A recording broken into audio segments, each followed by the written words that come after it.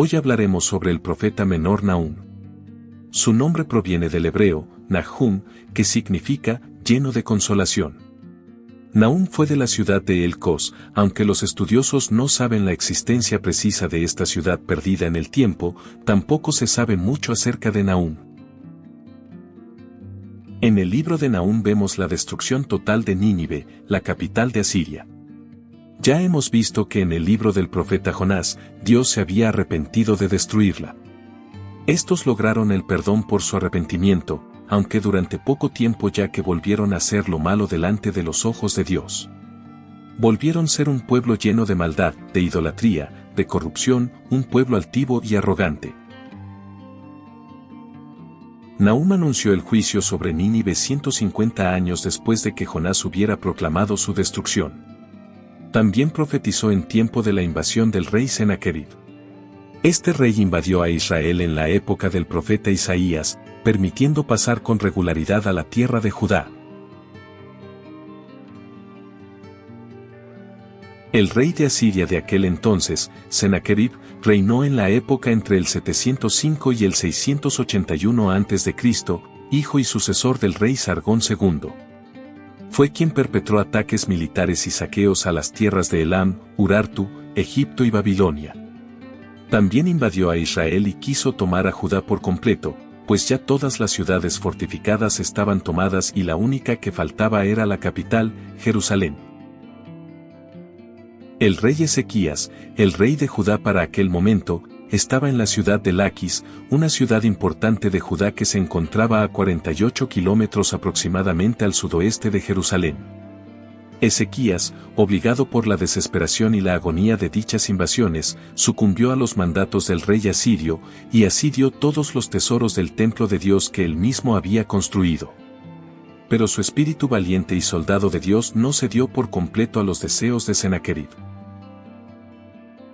Aconteció que el Rabsaces, un comandante de campaña asirio, fue enviado por el rey para que hablase en lengua hebrea, y así desmoralizar al pueblo hebreo.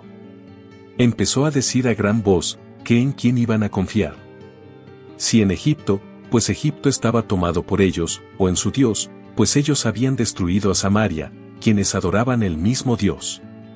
Sin embargo, las personas que estaban en los muros no les prestaron atención porque el rey Ezequías ya los había prevenido de tal acontecimiento. Ezequías tenía su confianza puesta en su Dios y mandó al profeta Isaías a hablar con el Señor, pues el Rabsaces asirio había blasfemado contra el Señor.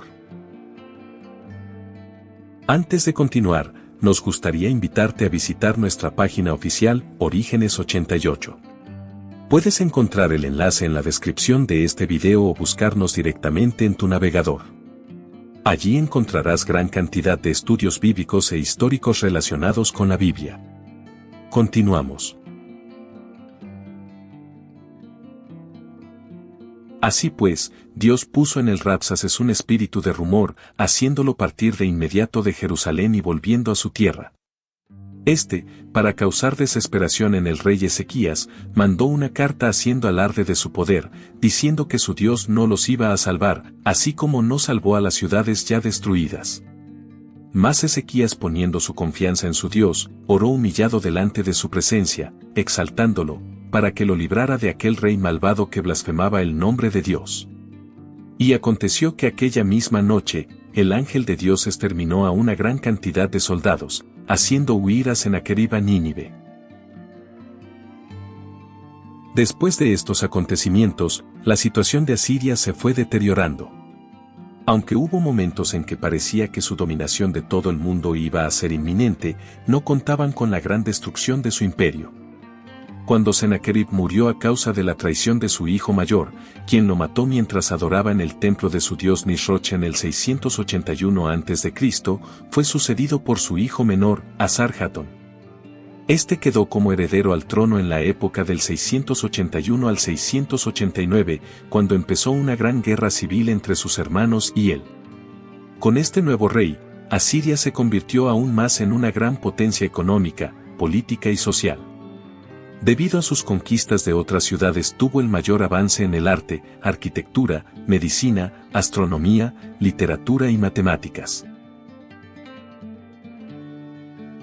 Asarjatón murió, y dejó un gran imperio asirio en manos de sus hijos, Asurbanipal, quien era el menor, heredero de todo el imperio asirio y el hijo mayor, a quien le fue otorgado gobernar en Babilonia bajo la supervisión de su hermano menor.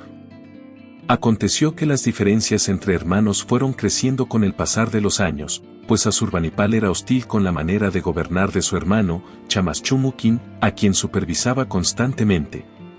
Mas a Chamaschumukin no le gustaba, y terminó por declararle la guerra a su hermano menor y aliándose con otras naciones. Terminó por derrotar en la primera batalla a su hermano, pero a mediados del 650 y el 648, Babilonia finalmente cae. Luego de la muerte de Asurbanipal, su hijo toma el poder, quedando con conspiraciones, traición y guerras civiles, lo cual fue debilitando al imperio asirio. Los babilonios, aliados con los medos, invadieron a Siria, saqueándola y arrasando con todo a su paso, principalmente la ciudad de Asur y luego, la gran capital que era Nínive. En el 609 a.C. llegó el fin del imperio asirio.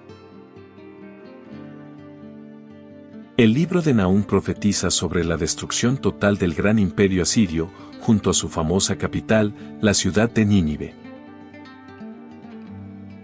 Lamentablemente no se ha encontrado hasta los momentos información sobre la muerte del profeta Nahum. El león arrebataba en abundancia para sus cachorros, y ahogaba para sus leonas, y llenaba de presa sus cavernas, y de robo sus guaridas. Heme aquí contra ti, dice Jehová de los ejércitos. Encenderé y reduciré a humo tus carros, y espada devorará tus leoncillos, y cortaré de la tierra tu robo, y nunca más se oirá la voz de tus mensajeros. Nahum 2, versículos 12 y 13.